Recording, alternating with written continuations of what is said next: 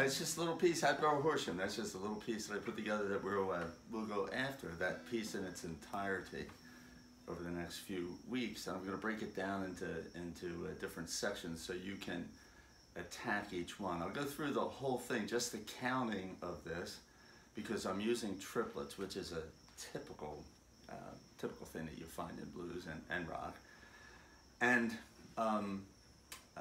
just to get the timing and the counting of it, let's go through the whole thing to start, and then I'll do the first section, which is the easiest, which is just this thing with triplets.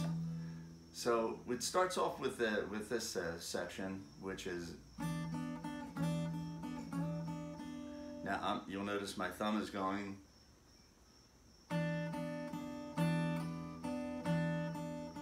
thumb's going 1, 2, 3, 4, and my fingers are going 1 triplet, 2 triplet, 3 triplet, 4 triplet, like that. So you would count that first section when you're practicing, and the first section is this.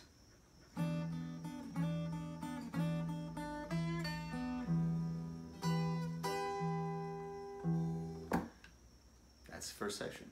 So that first section you're going to count this way. I'm taking my index finger, putting that on string 2, fret 3, my middle finger on string 3, fret 4, and I'm just sliding into that position to give the little oomph and a little flavor to this, which would just be dryly. It would be dryly, meaning I'm not going to do that. It's just this, which is fine. That's fine to start, but eventually you want to go. And notice my thumb is going 1. There's 3 of these little sounds coming from these 2 fingers on string 2 and string 3 for each one of the thumb. That thumb's counting out a nice steady time. 1 triplet, 2 triplet, 3 triplet, and then I come here. I keep my index finger on and take my ring finger and come over here to string 2, fret 5, the E note, and I pull that off.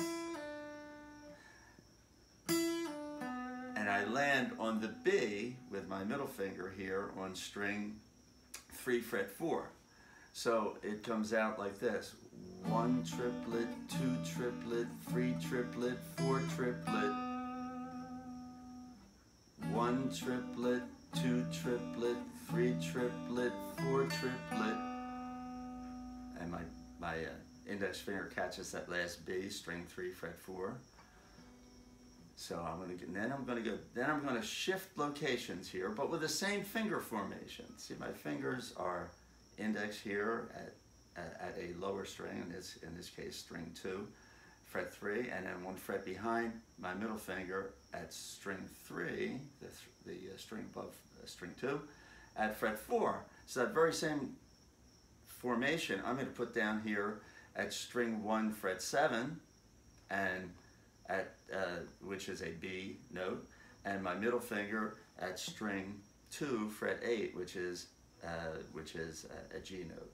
So it's going to come out like this, counting it: 1 triplet, 2 triplet, 3 triplet, 4 triplet, 1, and I'm coming down here and I'm going 1, 2, and 3, 4, 1, 2, and 3, 4. So my thumb is banging 4, and I'm only hitting on the second beat. I'm hitting 2 and, not a triplet. I'm hitting a 2 and I'm going 2 triplet, 3 triplet, 4 triplet, 1, 2, and 3, 4. All right. So that's that play off of those triplets. Now you come to this. It's also sort of a dotted note, which you don't have to worry about. So it's it throws the time signature off and it makes it sound funky, So you've got 2 triplet, 3 triplet, 4 triplet, 1, 2, and 3, 4. And I'm just going to add the final note, which is the 4 and. You're just going to take your fingers off and hit string 1. So I'll play the whole thing now with all that stuff in, very slowly, and count it out. 1 triplet, 2 triplet, 3 triplet, 4 triplet, 1, 2, and 3, 4. That E, that final E, that high E. So you can practice that, and you have 3 triplet, 4 triplet, 1, 2, and 3, 4, and then you repeat it. 1 triplet, 2 triplet, 3 triplet, 4 triplet, 1, 2, and 4, and now you're going to come down to string 5 to go to the A chord. Everything that we played was played against an E, and that's the second section, and we'll do that in an ensuing video. But I want you to notice that we're in this little box, this little house box here, which is strings 1 and 2 at fret 3, and strings 1 and 2 at fret 5, and then the roof of the house on string 3, fret 4. So we're working in this area, and I told you we were going to work down the neck, and the next area that we're going to work is this little 3, strings 1 and 2, fret 5, excuse me, and strings 1 and 2, fret 7, with another cap right here in between, which is at string 3, fret 6. So just to give you an example of what the next section is going to be, it'll be in the ensuing video. I want you to take it slowly and just work your way down the neck here and know what's happening in each. I don't want to go back to this and explain what happened there just musically. So you kind of, the second part of this, after you finish the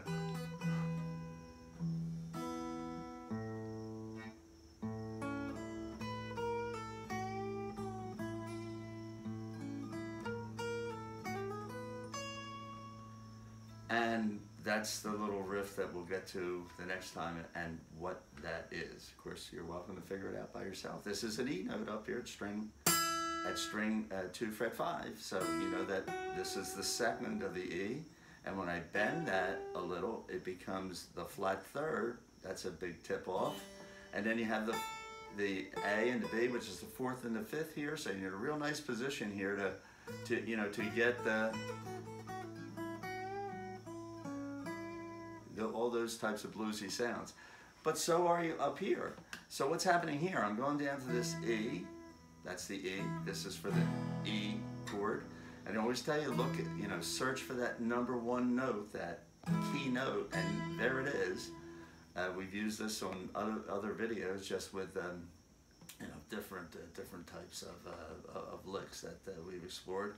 So you come down here, and you've got this E, and then you have the 7th, which is the big, a big player in blues. The 7th, which is the D note at string 2, fret 3, and string 3, fret 4 is the B note, which is the 5th in the scale of E. Here's 1, 2, 3, 4, 5. That's a B, and you have a B up here. So you've got the 7th and the 5th and the root note right here, and they give you a real bluesy sound. Then I come down here, and what I have here, I have the 5th again, and I have this time G. I have the flat 3rd, and I just give that little bend, not a big bend, and you get this real bluesy type thing that everybody uses right down in here. And so we have the 3rd, or excuse me, the 7th and the 5th there. They're coming with a little flick off here from the root note and ending up on the 5th.